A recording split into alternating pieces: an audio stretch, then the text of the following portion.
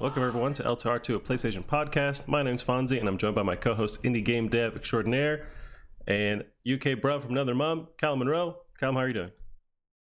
I'm very good. I've just sort of noticed that you call me extraordinaire, which is it's nice, but I don't know if it's accurate. I like to But put a lot of hype behind you, so you have to live up to that hype. yeah, yeah. I sort of feel like a lot under pressure now. Like I've got to live up to being an extraordinaire. But You got to live the life that I can't live, Callum.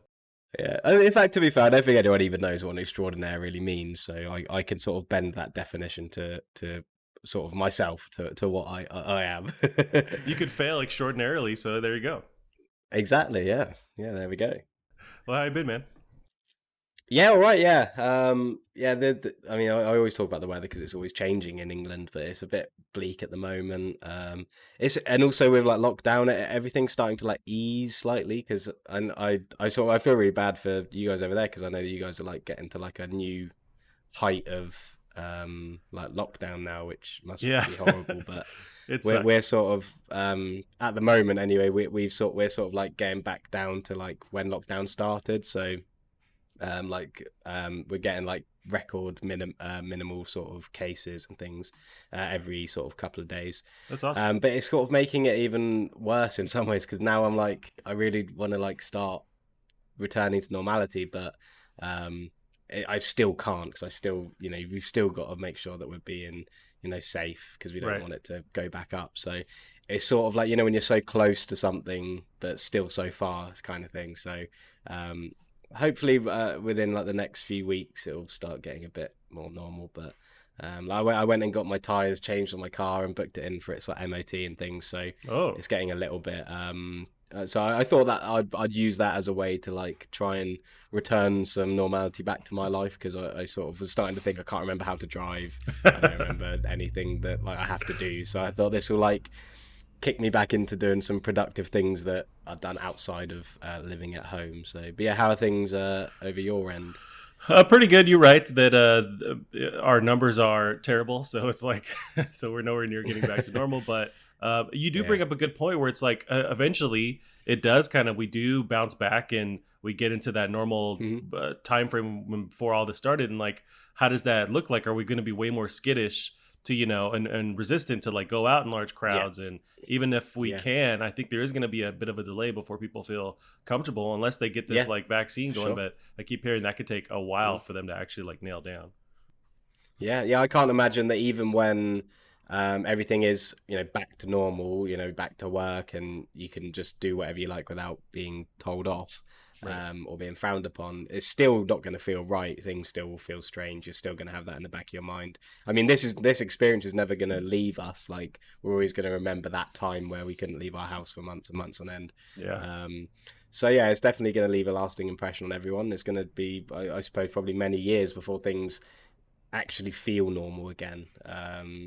I mean, I'm sure it will eventually become like a memory, so it won't influence us that much. I'm sure in a few years, because obviously, eventually things just replace other things. Like you get used to what's been happening. So, Right. but yeah, it is strange, and like I was saying, as we're starting to get, or in certain areas we're starting to get to sort of the end of it, it's feeling like that it's even further away because we can finally see that sort of end in sight. So yeah, I'm just looking forward to seeing my friends again and just being able to do things outside the house again because I'm starting to miss it a little bit. Yeah, it's weird. So I've been watching like a lot this whole week, and not a lot of video games, but watching a lot of movies. And I keep Mm, thinking in the back of my mind, do any of the movies after this point like reference COVID? Like, is that people yeah, walking around in the street? Are they wearing masks, or they just pretend like it didn't exist or didn't happen at all? I yeah, wonder how they yeah, tackle that. yeah. Well, that's something with my game I'm making at the moment, or my graphic novel, which is set sort of in the future, in the near future. That's something that has influenced my backstory a little bit with what's Mm, going on now, um, and I think it definitely will. I mean, especially if something's got like a deep sort of political setting, that this is definitely a shift that's going to affect things like that. So yeah, I think it will surely affect stories and in movies and TV series and everything. But yeah, it's a good point. I think it's definitely a big shift. It's kind of like, I mean, not comparing the two directly, but when you have like a big war or something, that's always referenced in things that are set in this sort of world. So yeah, I think it's just going to become another one of those big phenomenons that leave a lasting impression everywhere. How long till we get a good romantic comedy that's based in COVID, and they have to wear the masks, and it's a whole like dilemma? I Yeah. wonder when they Well, start. I don't know. I don't know whether like it's gonna be even attractive for like a viewer, because after this is all out or all finished, I doubt like a story set during lockdown is going to be something people are going to want to watch, because it's just like so bleak and Right. boring. That I mean, I certainly wouldn't want to like. There's this new rom-com that's set in that time when we all had to stay at home and all hated it. And yeah, I mean, I'm sure it's probably interesting for some people, but yeah, I think I think there will definitely be a lot of movies that will try and do that, but it's not something that right now in this instance I'd want to watch, because it's very raw at the moment. It's Right. very it's very boring. So I wouldn't want to see that right now. Yeah, if anything, we want to escape all this stuff that's happening. So yeah, Exactly. Yeah. that's crazy. Yeah, I mean, hoping it gets back to normal. Did you do anything to take your mind out of the shit show that we're all living in right now? Yeah. So I've just been, I mean, doing basically what I've been doing for the past few months, playing games, doing some work, and watching some TV. I've been watching The Expanse quite heavily. That's a show I need to get Which into. I mean, you told me it's awesome. I keep hearing it's Yeah. awesome, but yeah.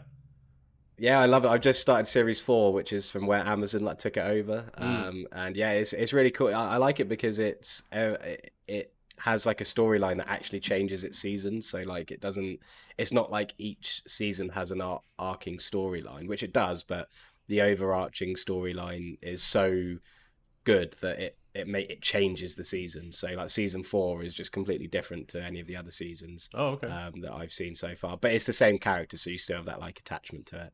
But yeah, I'm really really enjoying that. I've been doing a lot of reading as well. I've been, I mean, since sort of like the beginning of the year, I've been reading the Last Kingdom books, the books that the series was based on, and I've nearly finished all of those now. I think there's one more to come out at the end of the year. Mm.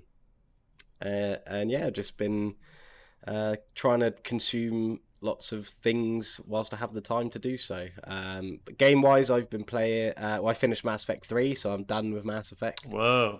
Which I'm sure we can get into. Yeah. I've been playing a little bit more of Assassin's Creed Origins and Persona 5 as well, but I don't have a huge amount to say about those two that I haven't already said. Do you think, because I keep seeing you post about Persona 5, do you think you're going to try and like finish it and follow through? Like I would have quit a long time ago. Oh yeah. Okay. Yeah, 100%. I'm definitely interested in the story, but I don't actually think that's what's pulling me through now. I think it's just more the fact, like, I know that when I roll credits, which is coming up, I mean, in the next sort of 10, 20 hours, I hope. Jesus. Yeah. When I roll credits, I will get the platinum trophy. Like, I just need to complete Okay. it, and I've got the platinum. So that's sort of helping me get through, because that's quite a rarity. I mean, even though the platinum trophy is not hard, it's basically just do everything like at least once and then complete the game and get the best ending and you'll get it. So it's not a Gotcha. difficult platinum, but the fact the game is so long makes it difficult in itself, because it's like a bit of a marathon. And there's not many times where like you'll complete a game and then get the platinum, so you'll get that like Right. satisfaction of finishing the story and the platinum trophy. So it's kind of just helping me want to finish it. I'd feel worse about leaving it half done or 3/4 done or 9/10 done probably. Right. If I also had like 99% of the trophies or whatever. So, but no, it's a great game. Don't get me wrong. It's a really awesome game. It's just it's just so long. Yeah, that's I'm thinking back to like the Xbox 360 days. There were games where just by completing it, rolling credits, you would unlock all Yeah. the achievements. And I wonder if there might have been Yeah. some PS3 games back then that were still like trying to Yeah. figure out the whole trophy mechanics. Yeah, And, well, like, I how think long to... I think the Telltale games used to do that, but I think Okay. they then got rid of platinum trophies. So they were just like you get 100% of trophies, but there isn't a platinum in the list. It's just Interesting. it's just 100% of the trophies. But yeah, like I remember the Walking Dead series 1, the Game of Thrones game. You just complete the game and you get like a trophy for every chapter, Yeah. and they're the only trophies in the game. So yeah, they were like that. But yeah, I think there's so many like less heard of games that just put easy trophy lists in. So I suppose for some, like, I wouldn't call myself like a hardcore trophy hunter. I like to get platinums on games that I enjoy. Like, I don't buy games just for the easy trophy list, but I know that is what some people do. Right. And I know that some game companies use that as a way to sell copies. Like, there's that I Am Mayo game where you literally just tap on a jar of mayo like 1,000 times. Oh, I've heard and of you this. get a platinum Yeah. trophy. And it's like super popular. Like, it's had so many like that, like buys and things like that, just because of how easy it is to get a platinum. So yeah, it's definitely something that's considered, but I don't see it as much in like mainstream games anymore. Gotcha. Yeah, you know me, like I just have the one trophy. So I mean, I did kind of debate going with The Last of Us and trying to follow through, but I guess I have to Yeah. have my own natural drive to play it, and Yeah, then. sure. But Yeah. with The Last of Us, I kind of dropped off and wanting to try and platinum that. But I don't know, maybe one Yeah. day. But I just don't have that. Well, I think I really just don't have that drive no. to finish a lot of Yeah. these games. I mean, most of the time for a lot of stuff, like in my PS4 backlog, it's a lot of games I started and never finished, and I'm terrible with Yeah. that. Well, I'll just kind of jump in and something else distracts me, or it loses my interest, or I just buy it Yeah. and it sits there like my like a Steam library. But Yeah. That's fair. I mean, that's what I'm like. There was a point because I wasn't always sort of that into getting trophies or achievements or whatever.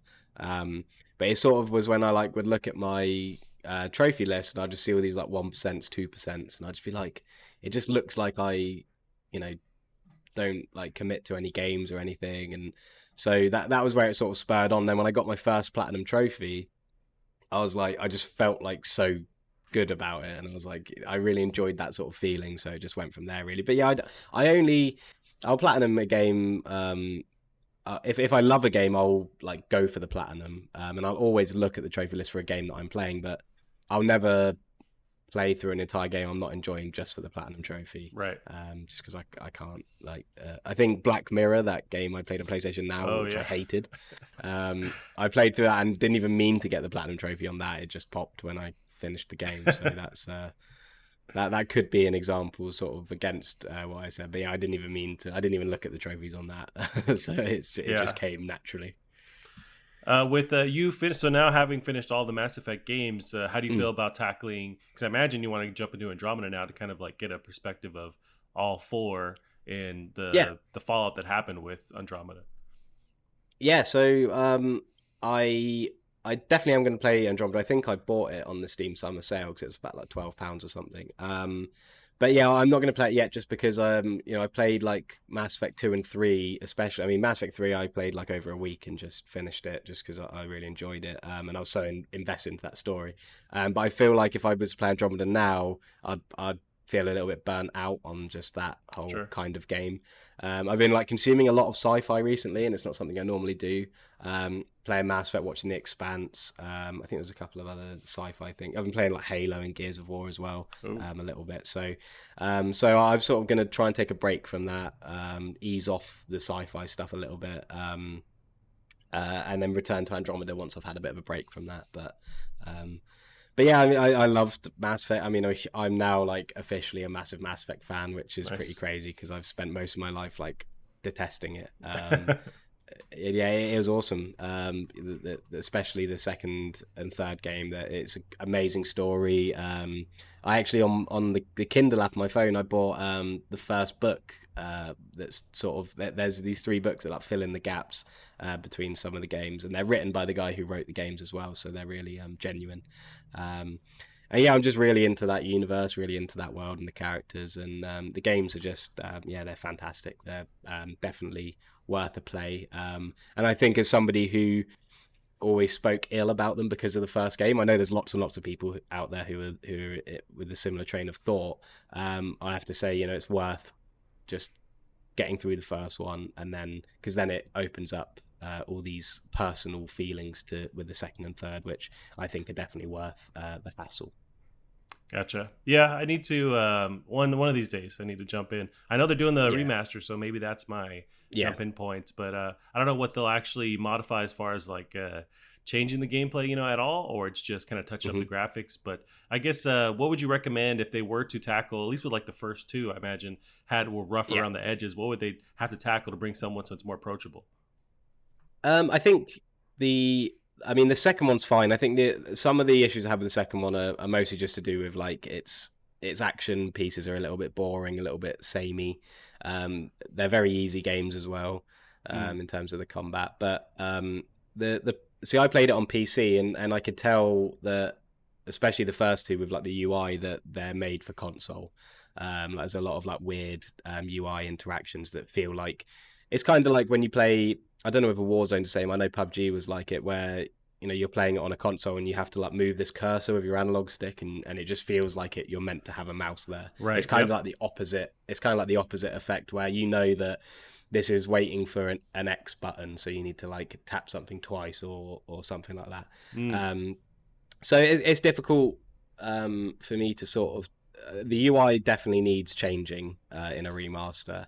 But I think just touching up the visuals a little bit, especially on the first one, because the first one didn't even support 1080p on PC, so it was very rough, and loading screens were a bit of a pain. Just general accessibility stuff, just to make it a bit more enjoyable to play through for the first game. I think the second and third are fine. I don't think they need much other than touch-ups on the graphics here and there, and the third one I had some real technical issues with, and I think that there were lots of technical issues on the PS3 version as well, so maybe some touches up there as well, but no, I mean the second and third game, to sort of separate them from the first game, which would need quite a bit of upheaval just to make it more, like I said, satisfying to play through.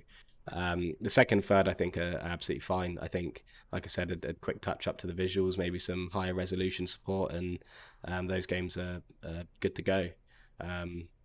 So yeah, I think I might use that as an excuse to give them a second go as well, because they're so unique to your playthrough that there's a lot of things that could have gone completely different for me. I've never played a game where the small decisions I make in the first game are still referenced in the third game. It's just the level of sophistication in that respect is just incredible, and so that it definitely warrants a second playthrough for me as well. Yeah, that's where I imagine it gets stronger. The fact that you grow with these characters and you have hours and hours you spend, to where they make those references, you just feel that more engaged, and that kind of plays into the strength of it, where it's like you have to stick around for so long. Because I think I did try when I first got my PS3, and it was like years into the generation, but I bought Mass Effect 2. And you can kind of like preload or select what your character would have done in Mass Effect 1, and it just kind of autofills or creates like a storyline. But I just didn't have that connection, because I was just making these decisions and I had no idea what crucial things I was deciding. And then, you just load up. But yeah, you're definitely right, where it's like that's just a huge strength, having that history with these characters. Yeah, I think that it's just so unique and personal. I mean, there's so many times where I was sort of like in awe at just the idea of how different it could have been.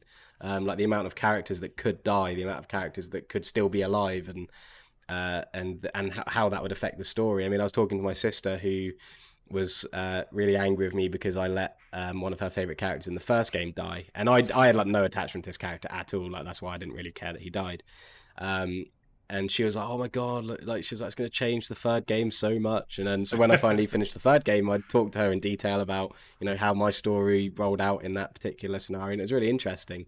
And at the end of the second game, there's like a suicide mission, which I think I talked briefly about last week, where sort of some of your characters might die depending on your decisions. And I lost two characters. And my sister said, "Oh my god, you've got to reset the mission. You want them in the third game. You want to like be able to continue their story arc in the third game." But I said to her, "I get that, but like, it feels so personal and unique to me that I kind of want to keep them dead, because I want to know how my choices have influenced like the rest of the story," kind of thing. Right. And it's a powerful thing that the game can do that. It just speaks volumes to the way it's written and designed. Did you romance anybody? How did that component work? And so I didn't until the third game. I didn't even like get close to. I didn't even get the choice to in the first two, and I don't know why. Cause I mean, I understand the first one. I didn't really spend much time in like the hub of the Normandy where you sort of have these interactions. But in the second game, I was really like on my team and speaking to them all the time, making sure they were happy. Because that's how the second game wants you to play. It wants you to make sure your team are happy and loyal. And the third game, it sort of just happened out of nowhere, really. So yeah, that wasn't really something I know a lot of people care for that side of it, but I wasn't too bothered about that. I loved like Shepard's relationship with all these characters, the relationships that I had built like personally with them over the games, but I was just interested in that sort of attachment. I wasn't too bothered about that sort of aspect of it, really, which is yeah, I mean, I don't really mind. It was cool when it happened, to be fair, because it was like in a film, you know, when a character gets with a character, and you sort of always wanted to see that happen. It was cool when it happened, but yeah, it's not something that for some reason, it just didn't present itself, the opportunity with me for some reason. So I don't know if that's just how I spoke to the characters, and but I think it might be just the way that I perceive Commander Shepard. You know, I perceive him as like a very proper man who, you know, is trying to fulfill this mission. He like treats Come them on, as he's his got to blow off squad. some steam every once in a while, Callum. You know, Yeah, he's yeah, got to exactly. relax Yeah. a little So bit. yeah. So in the third game, I did feel that I was kind of like, yeah, this is cool. Like this is a good sort of arc for him. And yeah, it was just yeah, it was really cool. I mean, because my sister was like telling me about how she used to how she romanced this certain character, and I was like, oh, that's cool. Like, I wonder when that opportunity is going to present itself. But it just never did. So it must have just been me, the way I controlled Shepard. But Right. No one but wanted him because you're just yeah, so yeah, strict. because of And the way, yeah, yeah. I wouldn't mind just having them put out the romance only version of the game. Like maybe that's what I'm more interested in. Just like I could just romance Yeah, people. yeah, That's yeah. it for about a good solid Hey, hour. hey, I'm sure you can find some good stuff online if you look hard enough. Yeah, I always found it interesting. You can like romance aliens. You can do this like interspecies kind of stuff, Yeah, yeah, yeah. which is wild. Yeah, go for it, I guess. Yeah, yeah. So yeah, I mean, there's all sorts you can do in it, and there are a few times where like, but I don't know. It's also kind of like because the game does make you feel so like deeply about these characters to the point where like it kind of friend zoned them all for me because it's like Mm, I've been through so much with all these characters that like yeah. yeah like but and the character I ended up romancing in the third game. She was a character I hated in the first game, and then she's not really in the second game at all. And then she like returns in the third one. So it was kind of like, so I hadn't really been through as much with her like recently, but like we had like a history, so it kind of made Yeah. sense in that respect as well. So I think, yeah, I think just like the way I felt attached to these characters, I didn't really feel like I'd want Shepard to be emotionally with them anyway, or romantically with them anyway. So it actually worked out exactly how I perceived the story personally. So I think again that's just testament to the game understanding the story that the player is, you know, wanting to get from it. Gotcha. They understand. Okay, this player's a wet blanket, so let's not give him any of these cool options. Hmm. Yeah. Hmm. Yeah. Nice. Yeah, I mean that's one. I don't know. It's also like with shows. There's so many good shows out there. Every time I hear about a new one, it's like, okay, you know, I got to commit all this time, but I don't Mm. know why I feel that way, this resistance, but I know that Mass Effect is such an awesome property, but it's like it's a Yeah. matter of getting Well, through that. they're not that long, to be honest. Okay. The first game I got through it quite quickly because I wanted to get through it quickly, and it took me about like 17 hours, I'd say.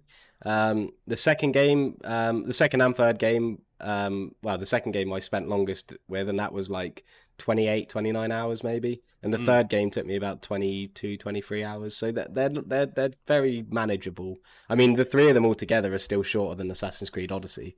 So, damn. Yeah. like in comparison with sort of like big games now, they are quite focused, and they tell good stories, and they don't have a lot of filler. Everything's very focused and has a lot of attention put into it, which I love, and I think they're perfect examples of games that prove they don't need to be these 80 to 100 hour long experiences, because if they were, there's no way they'd be as personal to the person playing them as they actually are. Gotcha. Yeah. I mean, it's a solid franchise. I don't know if I'll ever jump in, Yeah, but I highly respect it. And yeah, I want to see what they yeah. continue to do. You know, like they're working You just on, want to was it? bang all the aliens, don't you? Yeah, I just want to bang aliens. I mean, so if they can just kind of dial that into that solid experience, then I'm on board. It's my life's goal is to do that somehow. So, I mean, although I have a deathly fear of aliens, of like the traditional, like big black-eyed, green-skinned Yeah. aliens. I've always been terrified of them since being a kid. I don't know what it is, Yeah. but Oh, don't worry. That there's lots of different aliens in Mass Effect. You'll probably find one for you. You'll find one that it's that's kind of good. like catalog shopping. Sort of like go to like a brothel in Amsterdam or something. You've got a lot of choice, so don't worry Okay, that's good. about Yeah, it's good to know. it. Good to know, Callum. Well, yeah, we'll jump into some of these news articles here. Not a whole lot going on, but we can shoot the shit and look over them. So let's see. One of the first ones is the Sony patent. So Sony patent suggests PS1, PS2, and PS3 could be backwards compatible via the cloud. So this is of IGN. Jordan Allman has article. A Sony patent has surfaced suggesting that PS1, PS2, and PS3 games could be emulated via the cloud. First posted to Twitter by user Renka Schedule. The tweet can be translated into English, at which point it reads, a large number of game titles across PS1, PS2, PS3, and various generations of game consoles can be stored and used via the cloud gaming library. These games can be run on a virtual machine that mimics the operating system associated with each game console. It continues. The accompanying image shows drawings of the PlayStation 1, 2, and 3 being emulated into separate screens. It's not clear how this would be achieved or whether it is tied to the existing PlayStation Now system. It could be that the virtualized operating system solution is a means of not having to build backwards compatibility technology into the new hardware, although this isn't mentioned in the patent documents. Later in the thread, Renka Schedule posts information from another patent which suggests that the users would be able to record and create mini games from their gameplay and share it with friends via the cloud. That sounds as though it could be associated with the new DualSense controller's Create button, and previous Sony patents have mentioned scene tagging, which could allow players to record playable sections of games and share them. And there's a very boring schematic or patent that shows literally like, oh, it's PlayStation 1, it goes into this thing, and then you play it. Yeah. But yeah, so what are you thinking of this concept? Is it kind of I imagine this is just an easier way to get backwards compatibility because it seems like they struggled with getting the hardware components to emulate, with like going to PS3 and now PS4 and, PS5 now. Is it maybe just an easier route to take with getting your back catalog there?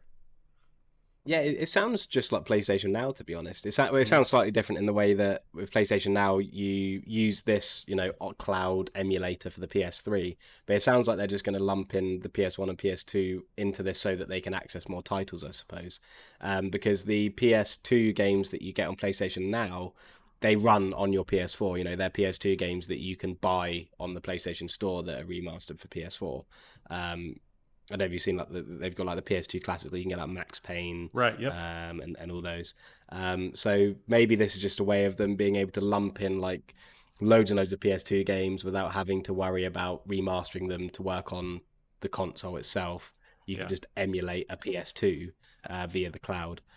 So it sounds like I hope it's not going to be streaming, but it sounds like it will be. But yeah, it sounds alright. I think.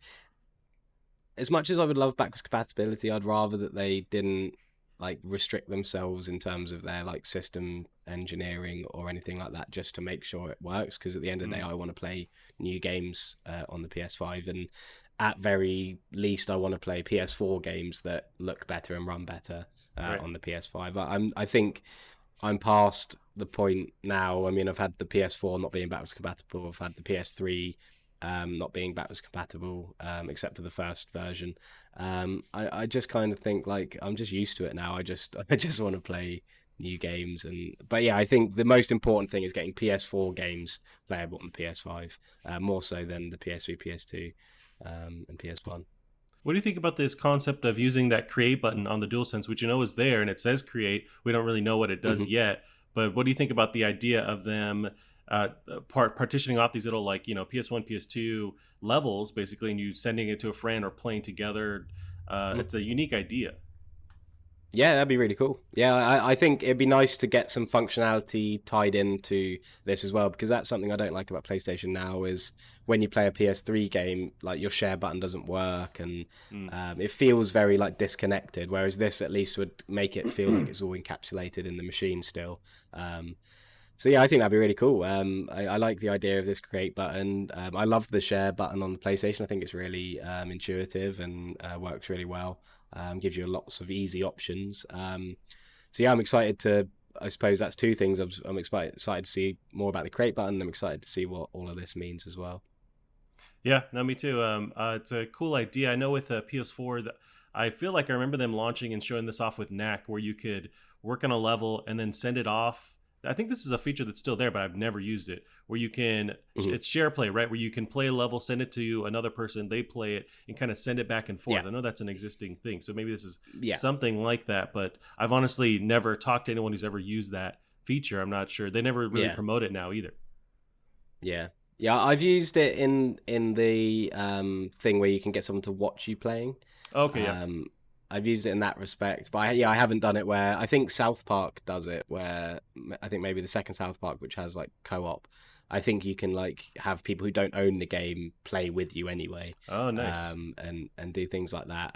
So yeah, that's I like you said, I've never used that either, but yeah, I mean, I'm sure it's still a good idea regardless, and if they can sort of finesse it a bit more and spread it out to this new backwards compatibility thing, then that'd be really cool. Yeah, no, they're kind of going up in this uphill battle rather with Xbox because they have not only the backwards compatibility, but it's like physically if you have the disc, it works on all these different on the current Xbox One and then the Series X. Like they have this full Yeah, a catalog of stuff, and Sony's trying to kind of gain that ground, and this helps with yeah, that. But it's definitely like Xbox is in the lead with that kind of thing. yeah, sure, yeah, for sure. But yeah, we'll see. This is good graces to have with gamers for them. The next event you'd imagine where they have this PS5 like first party or third party event in the summer, they could drop this bomb and say, hey, all the backwards or all the games in the previous library are now playable. And yeah, it's not Yeah, something that we talked about. It's not something that appeals to me. It'd be cool to jump in and play hmm, the random super old PS1 game every once in a while, but I want these next gen games or consoles rather to play next gen games. That's what I'm interested in. I mean, you can yeah, find secondhand yeah, consoles now, but I guess it is still demanded in the community, but yeah. just not for Yeah, us. I mean, and I think that's fair enough. And when I say I'm not too bothered about it, that's not. I don't mean it's not an important thing for the majority of people. I know that it's hugely important, and even if I wouldn't mind, I'd still see it as a bit of a ball drop if they don't in some way include it. Right. Even by making it cloud based, and maybe if you have to stream it, that's still a bit of a ball drop in my opinion, because people don't want that; they just want to be able to play the games. But personally, I'm not too bothered about that. That's not going to make it or break it for me with the PS5. But yeah, like you said, there's a huge audience that is going to make it and break it. So it should be something that they think about and consider. Yep. Yep. I agree. Cool, Callum. We'll go to the next one here. This one, I'm not sure if you watched any of this footage yet, but this is about a huge leak that happened last week with Assassin's Creed Valhalla. A bunch of gameplay was showing off. And so I'll go into the article and we can kind of pick apart a little bit of this footage that I have. But this is a Hmm. boss fight in 30 minutes of Assassin's Creed Valhalla gameplay leaked online. So Push Squares, Robert Ramsey has the article. 30 whole minutes of Assassin's Creed Valhalla gameplay has somehow hit the net. The footage first showed off on YouTube before it was swiftly removed by Ubisoft. Since then, it's been re-uploaded multiple times, but the publisher is pushing hard to get all these videos taken down. We have one. It's still there's a bunch of them online. As such, we don't have an embedded video for Yeah. you. So in any case, we'll do our best to describe. So they were going to go and describe the actual footage here, but we have some footage we can go over. And then this is all leading up to this weekend, 12th of July. There's a Ubisoft Forward event where they're going to show off possibly this stuff that leaked, but they're going to show off Assassin's Creed Valhalla in detail. But were you Yeah. avoiding some of this footage? I wasn't sure if you kind of want to go in fresh, or do you want to check out this trailer here, this gameplay rather? Yeah, yeah, yeah. I'm happy to check it out. I just skimmed through it now just because I wasn't sure if we were gonna watch it together or whatever. But I'm happy to do that. But yeah, I watched a little bit of it, but the link I had was awful quality. Mm, Like as in I couldn't really make out anything that was going on that well. yeah. But the one I've just clicked on now seems to be quite good. So yeah, I'll be happy to go through it, and then we can talk about all the outcry that's been happening online about it.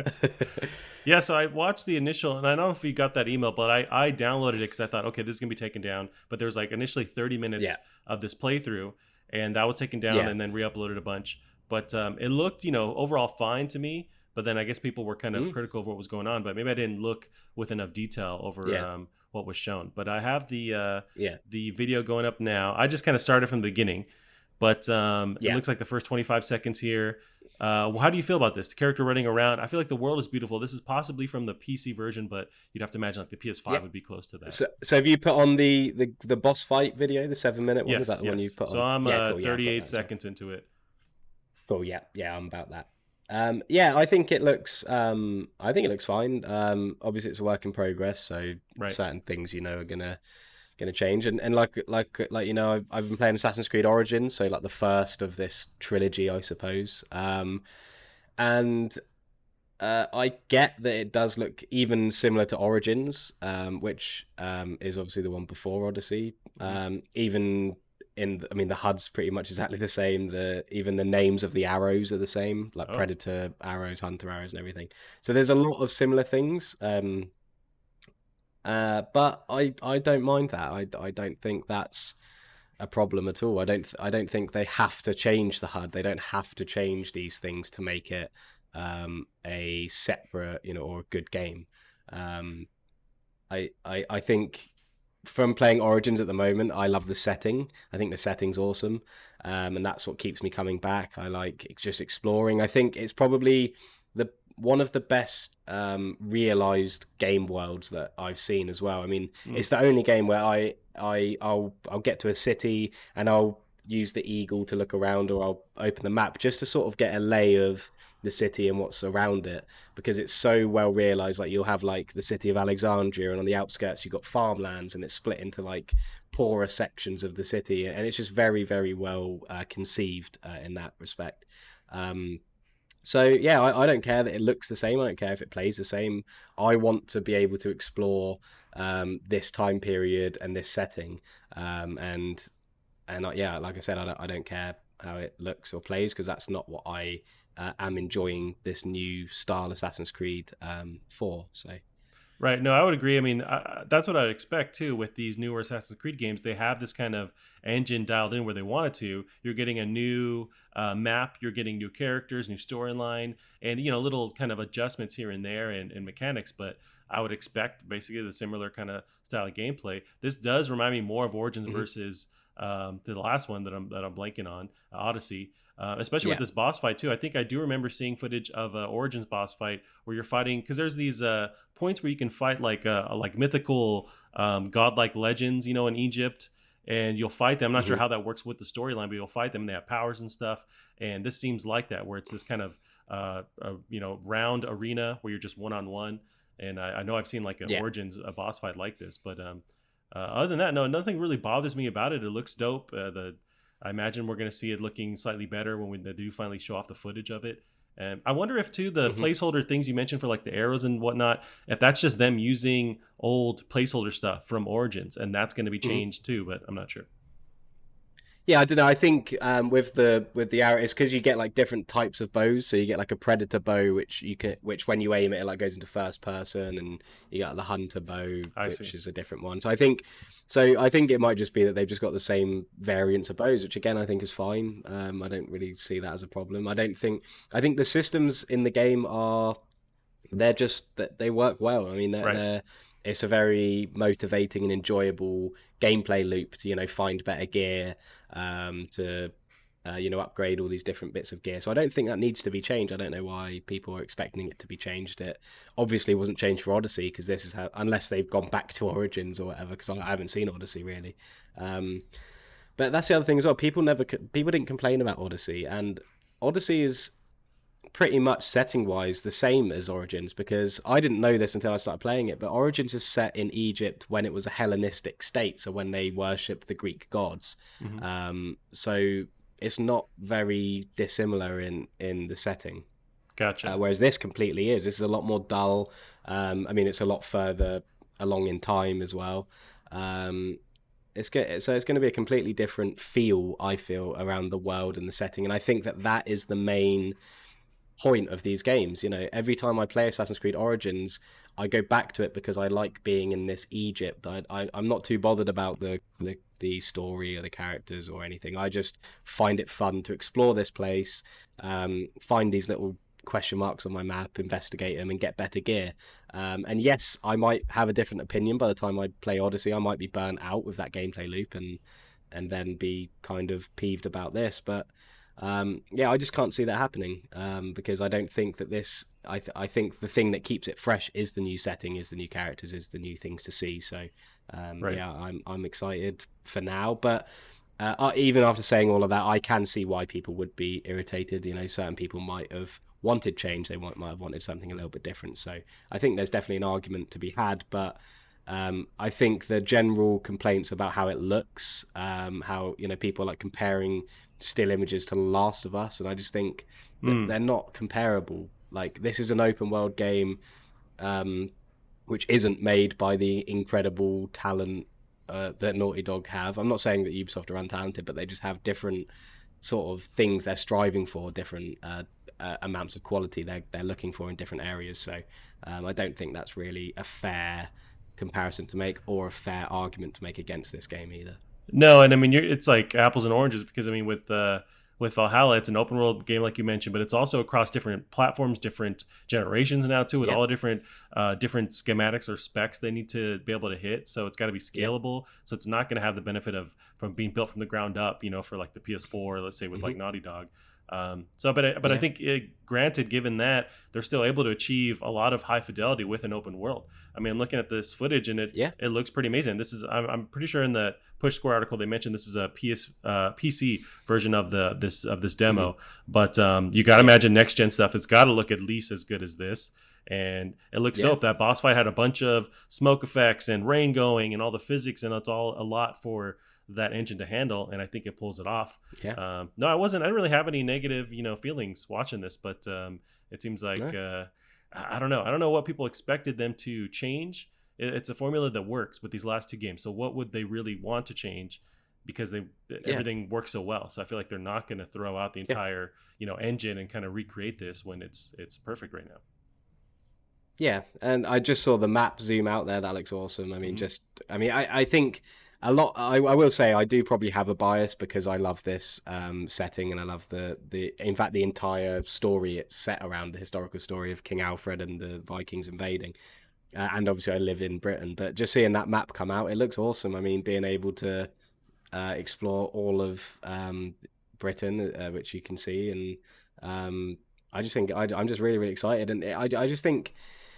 I don't know. It's a tough one because I can sympathize with people wanting it to look next gen because it is a next gen flagship simply because of the time it's coming out. And I can sympathize with that, but I think people just are just trying to find a way to complain. That's the thing, though. All And the next gen games that we've gotten used to with previous generations, anytime it's in that transition phase and it's multi-platform, it always looks slightly better, but not like blowing your Mhm. hair back. That's always the case. I Yeah, mean, exactly. Yeah, it happens every generation, so I don't know what are we forgetting that, or people just kind of being critical just to be critical. It's like you got to wait a couple years for them to really kind of reinvigorate or adjust their sure. engine where they're not Yeah, stuck with that old framework. They can like just focus on that current next gen platform. So that's kind of like what's yeah, always been. yeah. And I'm playing Assassin's Creed Origins on my PC, and it looks amazing. Like, I mean, it doesn't. There's certain things where, like, I know obviously it's slightly outdated, like in certain areas in terms of detail. But Mm. if Assassin's Creed Valhalla had the exact same graphical fidelity as Origins does, which again is 2 games prior, I'd be happy with that. I think Origins looks viable today. Yeah. Um, so I don't really know why people are criticizing the visuals because, one, it's a work in progress, and two, it's going to be at least as good as Odyssey, which is in turn as least as good as Right. Origins, which I think looks lush. So yeah, I don't think again I can sympathize with the argument of it looking like a reskin. I can sympathize with that, but I just don't understand the arguments about the visual fidelity of the game because, one, I don't think it looks that bad, and two, I don't know why people are suddenly comparing it to these single platform, huge budget AAA games like The Last of Us 2. Yeah, kind of. Well, they're stupid. That's why. That's a bunch of stupid people out there, and everyone I didn't has want to a say it, voice, and but all the voices are yeah, yeah, valid. yeah, And yeah, that's yeah, basically what's going on. Um, yeah. all right, Callum. Yeah, we'll move on to our next one here. We got this one was interesting. It is Microsoft news, but I think it's relative to just the whole conversation with the pricing for next gen titles and kind of the battle that's going to happen there. But the original article here is from Jordan Alleman of IGN. Xbox reportedly tells developers that next gen upgrades should be free. A report has surfaced that suggests Xbox is telling third-party developers that Xbox Series X upgrades of their current gen games should be free. VGC, which is Video Game Central, which cites publishing sources with knowledge of Microsoft's next-gen policies, says that Microsoft has been encouraging companies working on cross-gen games to offer upgrades at no additional cost. This could make use of Xbox's smart delivery program, where you only need to purchase one version of the game to enjoy it across the entire Xbox hardware range. So far, we've seen that third-party games like Assassin's Creed Valhalla, Cyberpunk will offer next-gen upgrades at no extra cost, but this push from Microsoft will attempt to stop their publishers and developers from charging full price for next-gen versions of cross-gen games, or for an upgrade to be provided as a paid DLC option. We've already seen the NBA 2K21 standalone Xbox Series X and PS5 editions will come in at a $70 price point. Callum, so to pull out of this, I do feel it's interesting because there was some heat that, NBA 2K21 was gained because they're demanding that $10 extra price point. And here Xbox is saying, well, let's try and hold off as much as we can from these developers charging that. I guess it's just good on them as a company, or they're trying to like ease the flow into next gen. What are your thoughts on that? I don't know. I don't know how to feel about this smart delivery thing because it's nothing new. When the PS4 came out, this happened with PS3 games. I remember having Battlefield 4 on PS3 on disc, and with the PS4, and it came with a code which you put into your PS4, and then you have it on PS4 as well. I don't know. I feel like this is just a good marketing thing from Xbox. They know that PlayStation is suffering in the backwards compatibility sort of stratosphere, so they're trying to, I don't know, I feel like they're trying to like use that to emphasize this whole thing. Because I mean, I might not know enough about this smart delivery thing, but from what I've heard, it is just being able to buy a game on your Xbox One or your PS4 and then being able to get a better version of it on the next console. Right. And if it is that, I just don't know how that differs to what we already had with the PS3 to PS4 jump. But again, I might have some things wrong there, but I just know that I did it with Battlefield 4 and it was seamless, and I know that around that time there was no grumblings about that, and I know that a lot of people were able to do that. So I'm not sure, but with the new price point going up, I suppose it is a more of a contention point because these games are going to be more expensive. Although saying that, I'm pretty sure when the PS4 came out, I think PS3 games were still cheaper than PS4 games if they were both the same game. I don't think. I'm not saying that PS4 games went up in price. I think maybe PS3 games went down by like $5 or something. But I know that there was definitely a discretion between the two prices anyway. So I don't know. I don't really know how to feel about it. Again, I might not have. I might be a little bit wrong in what I remember, but I'm pretty sure that's how I remember it. But yeah, it's at least they're. I mean, I suppose I'm picking apart something that is all good because they're doing this to, I suppose, to make sure that players don't get screwed over. So I can't complain too much. But I wonder also if they're trying to lighten the blow and the hesitation to adopt next gen too for consumers. Because if they hear in the news all games are jumping up $10, they're like, well, why do I want to upgrade to this next gen system? I wonder if it helps them. At least Microsoft is saying it helps them sell consoles if at least for a year, if they kind of lock down any third party games, any like multi gen games that are caught in that transition. Those are all the same price, and then it's not until we get into like the full swing, once everyone has adopted these next gen consoles, we start to demand that higher price point. But I guess it gets harder then once you're in next gen to now just like magically charge $10. Like, do you have to? Maybe it's better to pull that Band-Aid first and start it right when you jump in, or if it's once everyone has the consoles, then you start to demand that higher price point. I'm not sure when the best point in time is to do that. Sure. Well, I think, because I don't think it's like you're going to be paying $70 because this game is going to run better, because then that would mean that games should be more expensive if you've got a good PC or whatever. Right.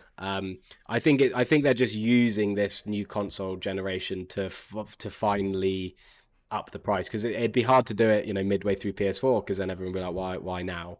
Whereas now they sort of have a time to sort of like, it's kind of like a fresh slate, isn't it? Like a new console generation, so they can just start pricing games higher. So I don't think I think if you buy Cyberpunk on Xbox One for $60, of course the upgrade should be free because you're not rebuying the game. You already have the game. You just bought it at a lower price on a different console. Right. But then if you want to buy it on Xbox Series X, it's going to cost you $70 because that's how much games are on that console. It has nothing to do with where you're playing it. It's just how it's happened kind of thing.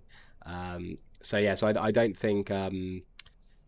I think it is definitely a way to think about it. You know, well, this isn't an Xbox Series X version of the game, so I'm gonna have to pay more to upgrade it. But I don't think that's where the increase in price is coming from because, you know, wherever you play it, these games are still being made for in the exact same way, and they're still having loads of money spent on them to be made. So yeah, I'm not sure that that's why the price increase is there. I think again, it's just used as like a sort of a landmark time to do so. Right.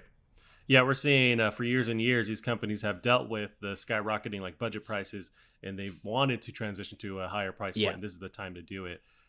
It's kind of it's all a weird, muddy situation. Like, when do you try to introduce this to the customers, and when do they push back, and how do you let them have a free upgrade, which I dig. That's a cool thing for like if you're transitioning, and especially I think it's maybe better for those early adopters because they're jumping in right away with that console. Maybe you cut them a break and you have them do that free upgrade option.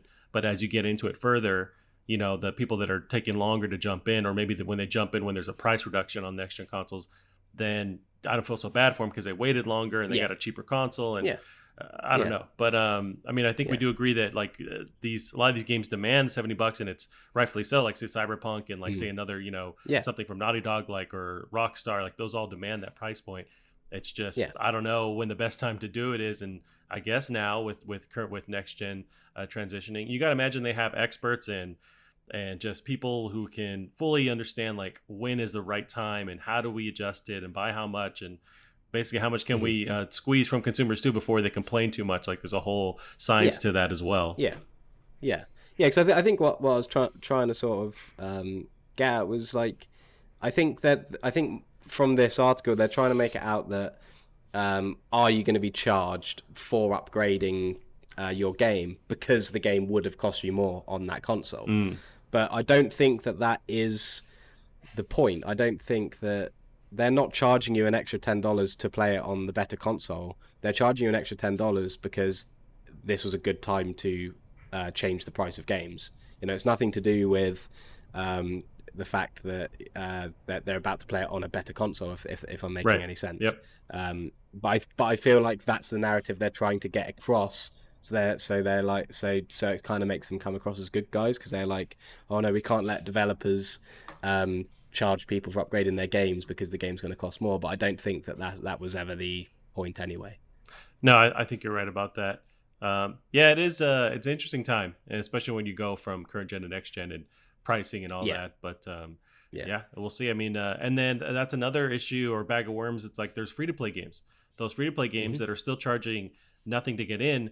Do the prices per item, like say with Fortnite, you buy skins, do those prices go up because you're playing on next gen?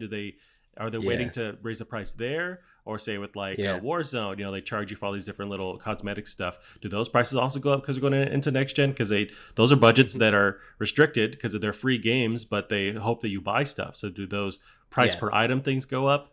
I'm not sure. You think they would? They'd also have to scale if the base model of games are scaling too. Well, I think it's a bit because I mean, like we've said, there's only certain games that should have the price increase. For example, games like Cyberpunk, which don't have microtransactions. So the only way they're going to make money is by people buying the game. Whereas if you look at Fortnite and all these free to play games with the microtransactions, they make, you know, hand over fist millions and millions of dollars, probably more than even a game like Cyberpunk, which is going to sell huge amounts.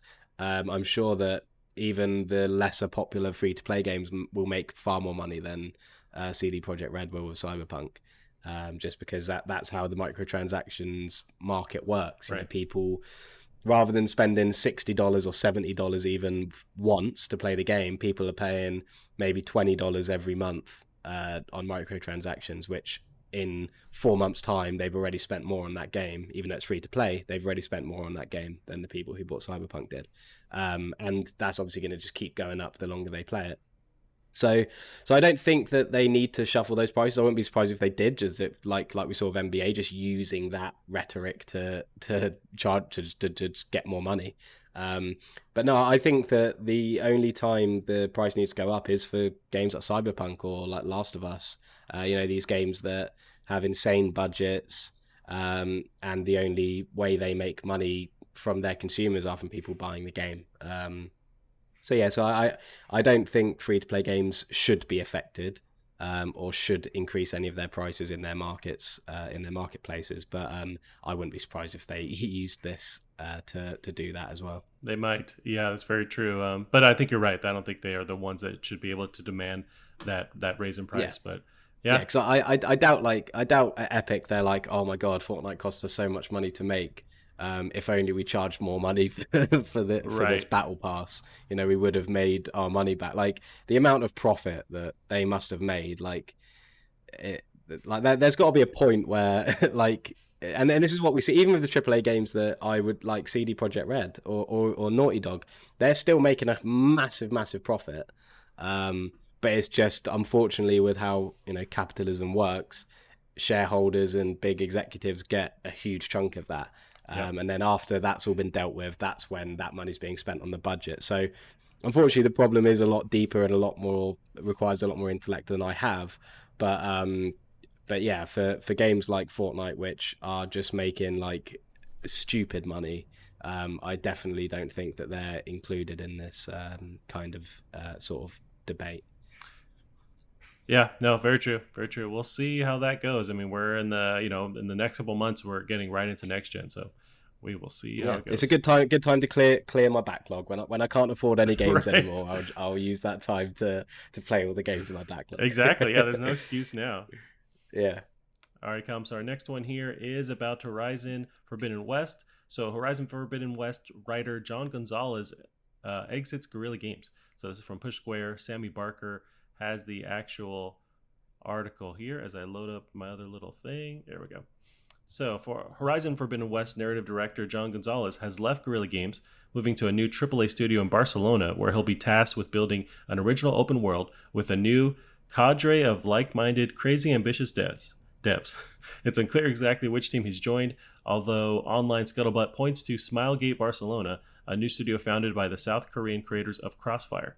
Gonzalez, who also wrote Fallout New Vegas, played a massive role in the development of Horizon Zero Dawn. In addition to creating the title's overarching lore, he wrote 90% of the main quest and served as an editor to other writers. He's also contributed heavily to the development of the title's forthcoming PlayStation 5 sequel. His resume reads, created the game's story and major characters, designing the narrative flow of the main quest beat by beat, collaborated intensely with the design to unite narrative and gameplay, and with art to realize the game's new tribes and key locations, wrote key cinematics, conversations, and other content.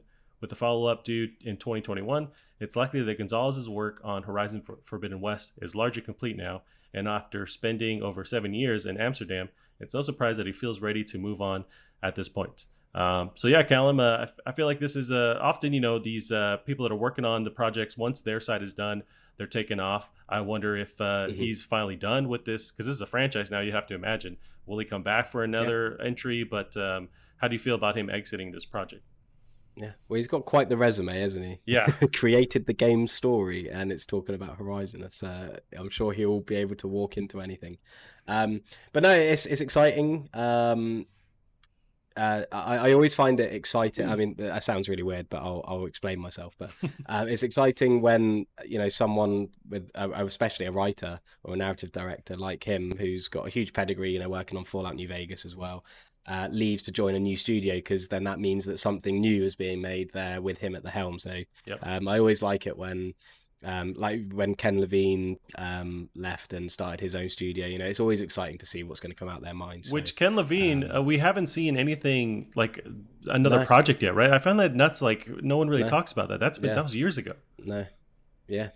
Well, I think he's sort of one of those like immortals in the industry who just he's just left alone to do his thing, because everyone knows he's a genius.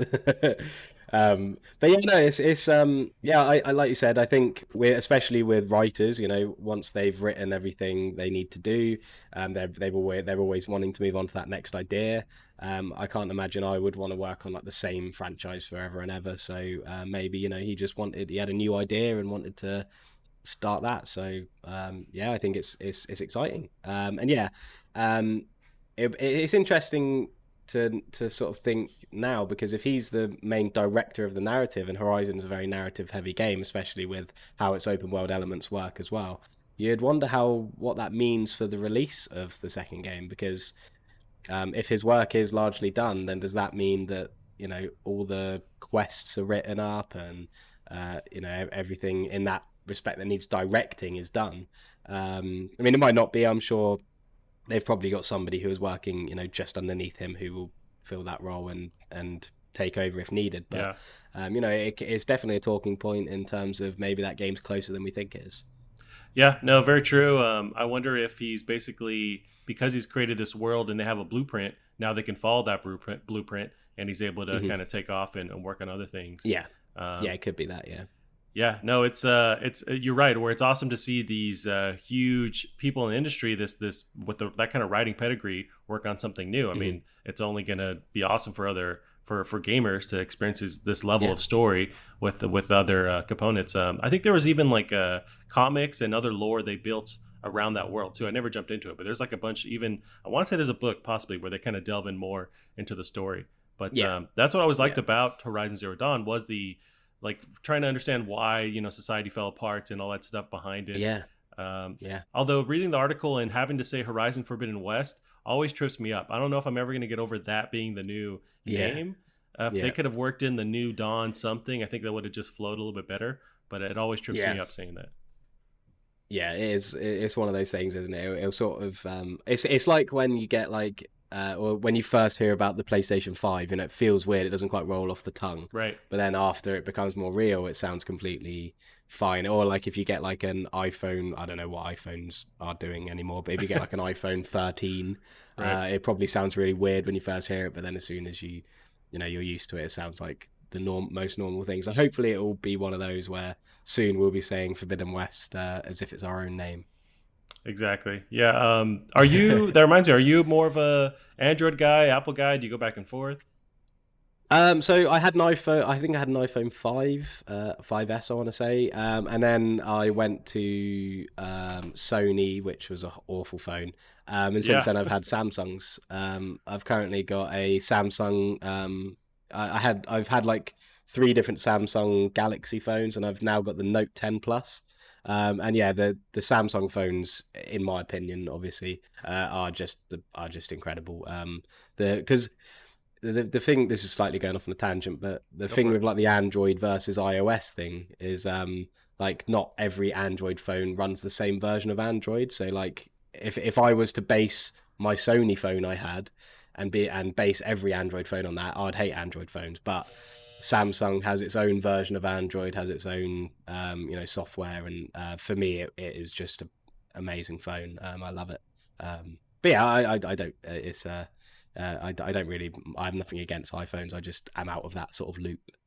Yeah, I mean, I was the same for a while where I think for the most of my life having a phone, it was all Android based Mm, stuff. And just last year, I switched to iPhone for the first time, just on a whim. yeah, Like, I think my contract ended, and I was like, okay, I'm going to try one of these. And I got yeah, the iPhone SE 2020. So it's like a newer, yeah, smaller version, cheaper version of like the newest iPhone.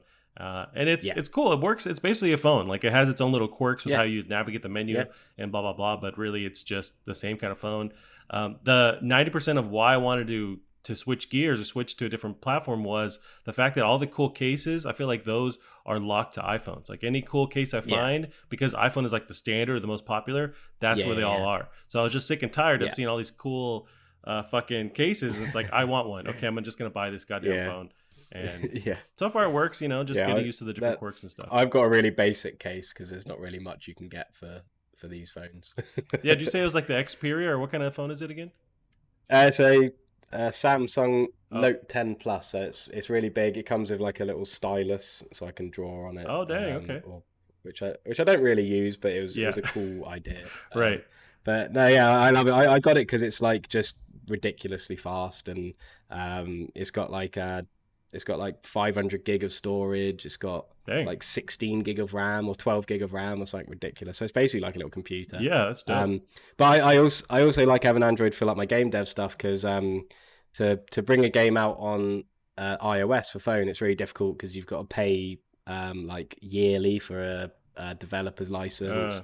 Uh, There's just a lot more loopholes, and I've heard it's quite finicky to get your phone into developer mode, which, because iPhones are very restricted in what you're allowed to download and do on them. right. Whereas like Samsung phones and Android phones in particular are very open source. You can download literally any files on them. You can get like emulators on them, and all sorts that, there's no restrictions basically. So in that, and I like that about it. A lot of people don't care. They like just having a phone. So iPhones are good, but I like being able to, download emulators, download files on off the internet, and just do little things. And yeah, for developing it's great as well. So I think just get whatever you want, really. I like to sort of, especially with my friends, like, have little like playful banter about Right. phones. But at the end of the day, they're all phones. They do what you need them to do, and it doesn't really matter at the end of the day. Yeah, no, that's And they're exactly it. ridiculously expensive as well. I hate how expensive phones are, but Yeah, it's pretty nuts, especially like if we compare it to like next gen stuff. Like we're all used to paying yeah, $800. Like, a lot of people aren't paying out of pocket. Like I'm not paying out of pocket. I go to no, yeah, a subscription plan where they kind of offset the costs yeah, on my monthly bill. But the retail yeah, price of these phones are $800,000 phones, devices. yeah, And so, but then we'll also yeah, complain with our next gen console releases, like, oh, if they go past $500 or whatever yeah, that right, area, that's yeah. insane. But it's like a lot of these things are crazy expensive already. But Yeah, and you can get all of these that you'll be able to get a PS5 on finance right. easily. It depends where you buy it. And like you were saying with the phone, like the phone's base model is normally what, like about $800-900, but when you pay for it monthly, they slap on all that interest. You end up paying like $1,200 easily. Exactly. And which, I mean, I don't like spending that much money ever, but yeah, like you said, the reason it annoys me mostly is because the sort of perspective, people like will be rocking, the highest iPhone, whatever that is, and which will cost like thousands of dollars, and yeah, and then they say like, this brand new PS5 was amazing technology, you're going to play it like non-stop for like 7 years, it's going to be $500, and people were like, what, $500? How am I going to pay that? Right. So yeah, it is funny, but yeah. That's the plight of human beings. We just find things to complain about. Yeah, yeah. All right, Cal. Let's see our last one here. Just some news about Crash Bandicoot. Moving over to mobile for this interesting mobile game. So, and I have the trailer here too if you want to check it out. But Crash Bandicoot mobile game on the run officially announced. So Jonathan Dorbush of IGN has the article. After a soft launch earlier this year, King has officially confirmed Crash Bandicoot on the run, a mobile runner featuring the platform mascot, is officially on the way for a wider launch on iOS and Android phones. King announced today that On the Run is currently available for pre-registration on the Google Play Store for Android phones and will soon be available for pre-register on the iOS as well. On the Run features Dr. Neo Cortex along with his henchmen, aiming to take control of the multiverse. Crash and Coco will venture through various levels that harken back to the classic Crash regions like Temple Runs, Turtle Woods, Barrett, and more in the new Runner game. Levels will include secret paths for players to find, much like any classic Crash experience, and boss battles will see returning villains like Scorporilla, Nitrous Brio, Nina Cortex, and Dingo Dial. And yeah, that is the article there.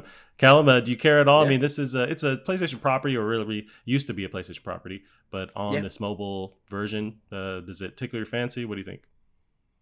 Yeah, I think it's cool. I think I like endless runners. I think they're fun little games to play on mobile. I think this could be a fun little game, and it's cool. Like with the new Crash announced, it's made me want to get back into the Insane trilogy again and just go through those. Yeah, But yeah, it looks really fun because, I mean, really, Crash Bandicoot is just an endless runner. it is. That's Just the thing. without the control being taken away from you. So I think it'll work really well. Something I wish that would happen, because I do play games on my mobile quite often, and something I wish that would be done is that they step away from this, free to play sort of model where there's loads of microtransactions, like ridiculously grindy things, and because I'm terrible, I'll especially on Google phones where you get like loads of credit given to you if you like answer surveys, and Mm. they make it so easy to buy things. I'm a sucker for little microtransactions and crappy little games. Um, I wish that they would just start charging like, I don't know, like £10 or £15 for like these games, and um, just don't give me any microtransactions. You know, I'd happily pay for games on my phone Yeah. easily. These phones are so powerful, and there's some really innovative touch controls that are seen in some of these games, and screens are just getting better and better with the touch stuff as well. You know, I'd happily pay for a decent game that's actually designed around being fun and not designed around being annoying, so that you pay to get rid of the annoying stuff. Um, yeah, and I mean, like, just going back to sort of the thing I'm developing at the moment, the graphic novel. You know, I'm gonna end up, you know, charging maybe like 99p or whatever for it, because there's gonna be no microtransactions, there's gonna be no adverts. It's just gonna be, you know, an experience that's designed around being a good experience. Not, I think there's too much incentive of designing things around, you know, what can we do to make somebody want to buy this? What can we do to make them want to pay this instead of grinding it out? And I'd love to see more and more mobile games that are designed around being real games rather than being ways to grab your cash. That's true. They kind of created this lane where that's exactly what they've been doing since, the really like the Apple Marketplace kind of kicked off everything years Yeah, ago. yeah, You're right, though. I mean, now's the time where if they want to be taken more seriously, which they should, you hit all the bullet points where they now have the phone hardware to handle like just better graphical experiences that can hmm, run well and are just more involved. And so why not charge a normal, I guess create that standard for a mobile game, but where everything's unlocked and it's all there. There's yeah, no creepy microtransactions, and it's just all available. But you'd have to imagine the reason why they don't do that is because there's so much money involved with charging what they yeah, do or doing the same practice as what they've been doing. Where that's why they yeah, hold off, because it's like, yeah, we could charge $10, but we just make so much money off of kids that yeah, accidentally exactly, buy yeah, things, with their yeah, parents' credit card, and so they just want to keep it yeah. rolling. And people like me who are just have no willpower and will Yeah. play like a crappy game for about 2 days and spend like £14 on it. Yeah, it's annoying. Like, but the thing that annoys me mostly is just how predatory it really is. Because I have I don't really have massive problems with microtransactions or anything, but it's when they literally design the game around that. Like, Mm, that's like the core mechanic of the game is how can we make people pay money for it. Um, which I just find like completely like immoral and yep. unethical. I think it's not how games should be designed. And like the amount of games I'll download, and like I'll feel like I'm being, even if the game's good, I'll feel like I'm being sort of roped in. Like I'll be like, what's the catch here? Like when's this game gonna hit a wall where I have to pay to do something, or when's this game gonna you know, do something that is going to make it unenjoyable unless I spend some money. Right. And it's just a shame to have that feeling every time I download a game. But yeah, it's a shame. But yeah, but Crash Bandicoot game looks cool. I'm sure it will probably be free and probably have loads of um, grinding to do and unlockable things. Especially, it's made by King, isn't it? Who do Candy Crush? Is I it? think you're right. Yeah. Yeah.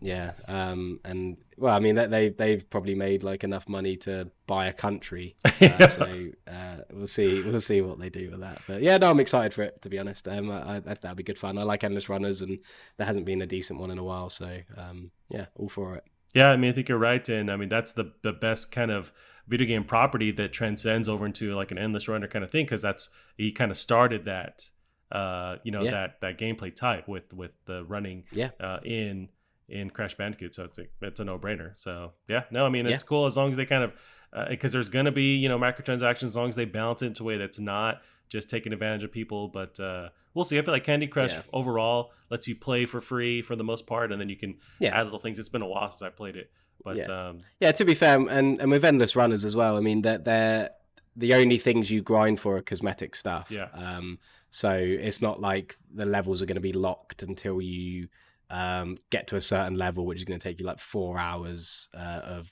replaying the exact same level over and over. So yeah, so I think endless runners are pretty safe in that respect. The microtransactions aren't there to make the game worse. They're there to just for people who like the cosmetic stuff. Which I do, but I don't think I'd care with Crash Bandicoot because I don't feel like I'd want to customize him and play as like a blue Crash, which I think I saw in the trailer. I Right. think I'd just want to play as him. So that could be quite a safe one for my wallet. Gotcha. Yeah, I agree. So yeah, kind of we'll end it there. You know what is Yeah. happening next week is I'm not sure if we're going to try and get it day one, but Ghost of Tsushima launches next Friday. Yeah. Yeah, I think it'd be cool to. I mean, I don't know how much into it you're going to be, but I'll definitely be getting it day one, and it's one of my most anticipated games of the year. So I'm definitely up for if you want to do a spoiler cast on it or another thing like we did with The Last of Us, I'll be up for that. Yeah. I think it's a huge PlayStation property, so I think we'd be compelled to do it anyway. But yeah, I'll definitely be up for it. I'm really excited. It's sort of really, is it 5 days now? Is it the 14th it comes out? The 17th. So next 17th. Friday. Yeah. Okay, cool. So a week tomorrow. Oh, cool. Yeah, so it's really, really close. Very excited. Very, very excited indeed. Me as well. Yeah. So I can't wait. And I think I was way more excited after watching that one, that state of play where they showed off the gameplay. Oh, yeah, really for kind sure. of leaned into it. I wonder if they were better off. Sony was better off like putting this further away from The Last of Us. I guess it's fair. It was like it's basically been like a month-ish. But I wonder if they could have handled putting it further into summer, kind of spread, because this is a huge, first-party exclusive. Especially as we get closer to it, we now see what it is. Like, I wonder if they should have pushed it further out, but I'm not sure. I don't know. I feel like it's pretty good. I mean, I think I might be just trying to sound more clever than I am, but I'm pretty sure I said before that I feel like that's a good amount of time between them, because everyone, Last of Us 2 is such a big thing that people are going to just consume it straight away, which is what I did. I played it over one weekend. And I know a lot of people were the same, and you took your time with it a bit more, but you still finished it, with a lot of time to spare before Ghost comes out. That's true. So yeah, I think it's good because it's like the conversation's starting to die down. I mean, the conversation's been obviously going on for ages and ages about Last of Us 2 with all the drama it's caused and everything. Right. But I think that's starting to, die out now, and I think it's a good time for something else to come in and hopefully create some positivity around PlayStation as well. Not saying Last of Us 2 caused negativity around PlayStation, just it's been a very volatile place, those kind of discussions. So I think it's good timing, but I think there's arguments for it to have been spread out more as well. Yeah, I wonder, and it's really not a big complaint or anything at all. It's just because this thing is so huge, maybe they would have helped them by spreading it away. But no, it's great, and it's such a great cap on first party exclusives, because I think this is about it for PS4, right? With the Ghost of Tsushima, I don't think anything else is on the dock. Yeah, there's not a huge amount coming out. I think the only games that I'm really looking forward to. I mean, obviously I'll get Cyberpunk when that comes, and Assassin's Creed Valhalla. But aside from that, I think the only other two games really I'm looking forward to is that Returnal from Housemarque. True. And what was it called? The Ascent, maybe? The Ascent, which was shown at that Xbox thing. It was which at first I thought was a Housemarque game, that twin stick shooting cyberpunk sort of looking thing. I think that looks really cool as well. So it's quite nice. It's nice to not have many games to look forward to in a way, because it means I can, work for Assassin's Creed. I just bought Pillars of Eternity as well, the Obsidian RPG. Oh, nice. So I'm going to start them as well. So I've got a bit of time to just chill out and play some games that I've always wanted to play. Gotcha. Yeah, and really this is it for like first party stuff for PS4. Yeah. So this is a good way to cap that entire generation. And really, I think The Last of Us was the final cap on the PS3. So this is kind of a fitting, cap on PS4. But I'm excited, and it kind of caught me off guard how excited I actually felt after watching that state of play. So I'm super stoked. I wasn't too hyped until we watched that, and from then I've been like, I can't wait. I know the embargo lifts next week at some point, so I'm sure before we record next week we'll see what the game reviewers out there, what they felt, all the big outlets. So we'll see. I have heard it's like a 30, 40-ish hour game, so it's pretty lengthy. Okay. Yeah. I'll be interested to see how what are you sort of anticipating? Like what do you think the Metacritic score is going to sit at? I mean, I feel like it's demanding a lot. It's trying to do a lot, especially with the story, with the open world aspect, how beautiful it is. I mean, I wouldn't be surprised at 9s, at at that kind of that peak, Yeah. level. Like maybe not the same Yeah. scale of Last of Us, but that's maybe keep my hopes lower. But maybe they do achieve Mm. that. But yeah, I Yeah. wouldn't say like an 8, 9-ish from what I've seen so far. Yeah. That's assuming everything runs well and Yeah. it's not janky Yeah. or have other like Yeah. issues with performance. Yeah, obviously it's like completely hypothetical Right. at the moment anyway, because we obviously don't know at all how good it's going to be. But yeah, I mean, I'd be surprised if it's any lower than like, I don't know, like late 70s, early 80s, or in on the sort of Metacritic. Right. But I'd also be surprised if it was like in the 90s. I mean, that'd be a very pleasant surprise. But yeah, I think it looks great. Yeah, I'm really excited, and it's a good, like I said, I've been playing loads of sci-fi, so I'm looking forward to playing, something a bit more uh what's the word when something's set in like a certain period? I guess like not a period piece, but like God, Yeah, there is a there's a term word for that that. would have worked really well then. It would have made me sound really smart, but now I sound really stupid. Well, welcome to my world, Callum. That's how I function normally. Alrighty, man. Yeah, we'll end it there. Where can they find you online? Twitter at Bear Munro is normally where I lurk. Awesome. You can keep up with the show on Twitter as well, Plastic Heart Pod. That's it for us this week. We'll see you guys next week. Bye-bye. See you later. You're too late. I've already summoned meteor. Okay, let's go.